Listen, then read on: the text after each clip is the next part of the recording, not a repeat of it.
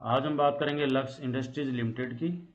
इसके फंडामेंटल पे ज़्यादा ना जाके मैं इसको कुछ शॉर्ट में बताऊंगा और उसके बाद हम इसके चार्ट पे चलेंगे। चार्ट में जो एक पैटर्न बन रहा है वो हमारे काम का, बाकी इसमें फंडामेंटल में बहुत ज़्यादा कुछ नहीं है क्योंकि ये वैसे डाउन ट्रेंड में चल रहा है और इसका जो प्रॉफिट है वो भी डाउन में है, इसलिए हम इस पर नहीं बात करेंगे। अब आप कहेंगे कि जी जब प्रॉफिट डाउन चल रहा है तो फिर हम इसमें क्यों, तो कहने का कारण सिर्फ इतना सा है कि जब टेक्निकल में कुछ अच्छा अपॉर्चुनिटी नज़र आती है तो फंडामेंटल में भी हम कुछ कंसिडरेशन कर सकते हैं, अगर उसमें बहुत ज़्यादा हमारे लिए अपॉर्चुनिटी नज़र नहीं आ रही है।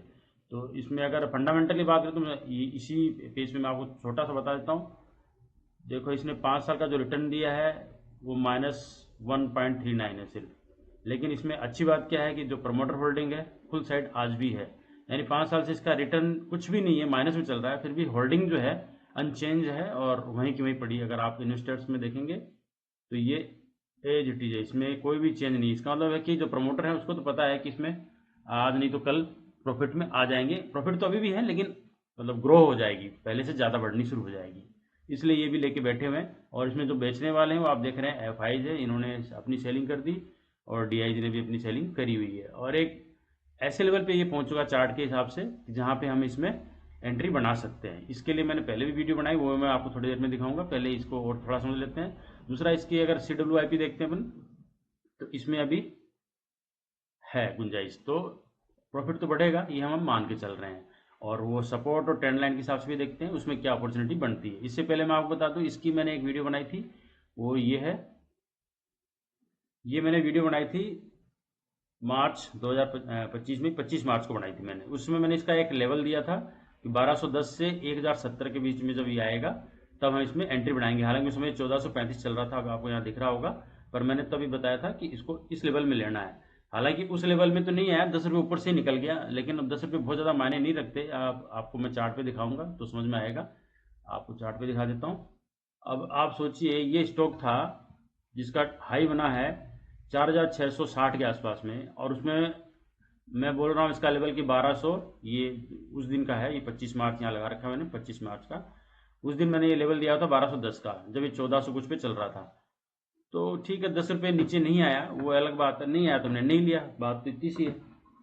तो उसमें अपॉर्चुनिटी नहीं मिली, हमने नहीं लिया, 10 रुपये नीचे नहीं आया तो नहीं लिया। लेकिन अब हम, मुझे लग रहा है कि अभी चूंकि इसका लेवल थोड़ा सा चेंज हो गया है, तो अब हम इसको यहाँ पे चाहे तो ले सकते हैं 1275 से 1010, 1070 पे, यानी यहाँ कुछ बाइंग कर सकते हैं और कुछ चाहे तो नीचे के लेवल पे या यहीं पे कर सकते हैं, कोई दिक्कत नहीं है क्योंकि अभी ये ग्रो करेगा। और ग्रो क्यों करेगा वो भी मैं आपको इसके टेक्निकल के हिसाब से बता पाऊंगा। अच्छा, आप इस चैनल में अगर नए हैं तो आप चाहें तो इस चैनल को सब्सक्राइब कर सकते हैं, इन्वेस्ट ट्रेडर्स, INVESTRDERSS, ये मेरा चैनल है। आपको ये चैनल दिखा देता हूँ, इसमें लास्ट में एस डबल है।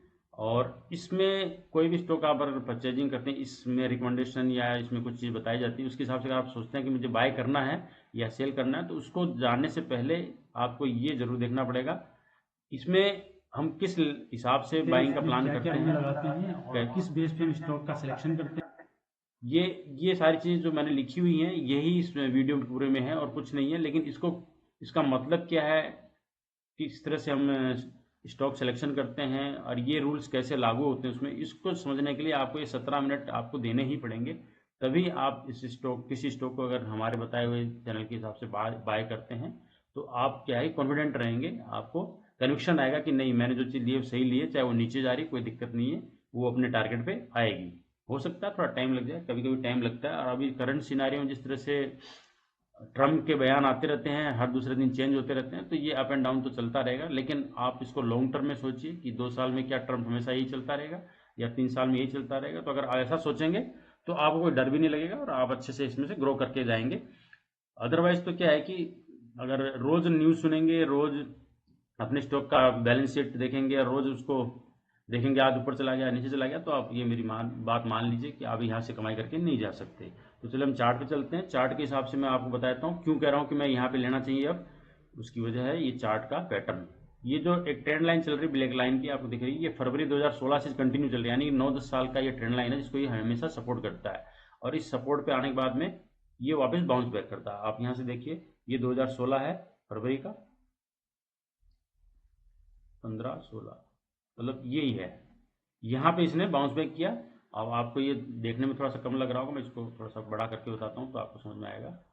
ये इस लाइन पे आया, ट्रेंड लाइन पे, इसके बाद इसने जंप किया, फिर यहाँ दोबारा रिटेस्ट किया, तीसरी बार भी किया, उसके बाद ये कितना अच्छा गया है। आप इसको अगर इस हिसाब से काउंट करें तो कितना रिटर्न दिया इसने, आपको दिखाता हूँ मैं। लगभग 3 गुना इसने कर दिया स्टॉक को। और कितने दिन में किया है तो आप देखें 810 दिन में। ठीक है, वर्किंग डे तो 546 ही है, लेकिन 810 दिन में इसने 3 गुना कर दिया। तो करीब 2.5 साल के अंदर 3 गुना हो गया। और कितना चाहिए आपको, चलो ये पहला हो गया ऑप्शन, पहली बार हुआ। उसके बाद दोबारा क्या हुआ इसमें, फिर ये डाउन ट्रेंड में शुरू हो गया, फिर ये इस ट्रेंड लाइन पे आया वापस, 2016 वाली ट्रेंड लाइन में फिर आया। उसके बाद क्या इसने रिटर्न दिया, इसको भी देख लेते हैं। ये यहाँ से चलता है, फिर ये रिट्रेस भी यहाँ से किया, और उसके बाद अभी चलना शुरू हुआ, और ये लास्ट टॉप बनाया इसने, ऑल टाइम हाई ये है इसका। 481% का रिटर्न यहाँ इसने फिर दिया। ठीक है, फिर आप अब देखिए ऑपरेटर क्या है कि इस ट्रेंड लाइन पे आने के बाद में बाइंग शुरू करता है इसमें। उसके बाद देखिए नेक्स्ट, मैं टेक्निकल एनालिसिस बता रहा हूँ, आपको सहमत असहमत आप हो सकते हैं। उसके बाद में इस ट्रेंड लाइन के आसपास में आया, या यहाँ मान लीजिए आप इसको छोड़ दें, अगर आप इसको छोड़ भी देते हैं तो मान लीजिए इसको, तो अगर आप यहाँ से मानते हैं, हालांकि ट्रेंड लाइन का टच करना या क्रॉस करना बहुत बड़ा मायने नहीं रखता, उसके आसपास भी आता है तो उसको हम सपोर्ट मान लेते हैं। पर यहाँ चलो इसको मान लेते हैं हम। इसके बाद क्या हुआ, ये तीसरी बार हो रहा है, इसने इस बार कितना रिटर्न दिया इसके टॉप पे, ये टॉप है इसका, 133% का रिटर्न यहाँ दिया इसने। इसके बाद ये चौथी बार हमने ये, जब ये 25 मार्च वाला वीडियो मैंने आपको बताया था, ये 25 मार्च वाला, उस समय भी जब मैंने इसका वीडियो बनाया था तब भी ये इसी के आसपास था, तब मैंने बताया था। तो यहाँ से उसमें 1400 कुछ चल रहा था, और ये मैंने बोला था 1210। तो अगर मैं 1210 के हिसाब से भी लेके चलूँ, अगर यहाँ से भी लेके चलता हूँ, तो उसने उसमें कितना रिटर्न दिया, 35% तो उसमें भी दे दिया था। और कितने दिन में दिया, अगर इसको आप देखें, इससे मिला देते हैं, 55 दिन में 35 का रिटर्न तो इसने मेरे बताए हिसाब से भी दे दिया था। उसके बाद अब ये दोबारा क्या इस लाइन पे आ रहा है, ट्रेंड लाइन के आसपास आ रहा है।